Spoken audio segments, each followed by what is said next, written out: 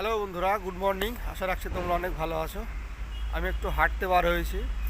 তোমাদের সঙ্গে একটা দলাই লামার লাইন শেয়ার করব, যেটা হচ্ছে যে সকালের একটা ছোট ইতিবাচক চিন্তায় কিন্তু তোমাদের সারা দিনটাকেই বদলে দিতে পারে। অর্থাৎ সকালবেলায় তোমরা ভালো চিন্তা ভাবনা দিয়ে দিনটা শুরু করবে, পজিটিভ কিছু চিন্তা ভাবনা দিয়ে।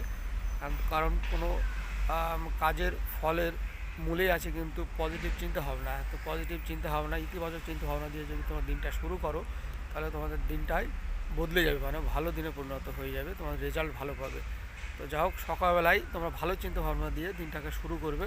হ্যাঁ, পড়ার ক্ষেত্রে হলে ভালো করে মর্নিং উঠে পড়াশোনা শুরু করা, বা অন্য অন্য কাজের ক্ষেত্রে হলেও সেটা ভালো করে, মানে পজিটিভ একটা চিন্তা ভাবনা দিয়ে কাজটা শুরু করবে, দেখবে কাজের ফল অনেক ভালো পাবে। তো তোমরা দলাই লামার এই লাইনটা একটু মনে রেখো। তো সবাই ভালো থেকো, সুস্থ থেকো। Thank you so much.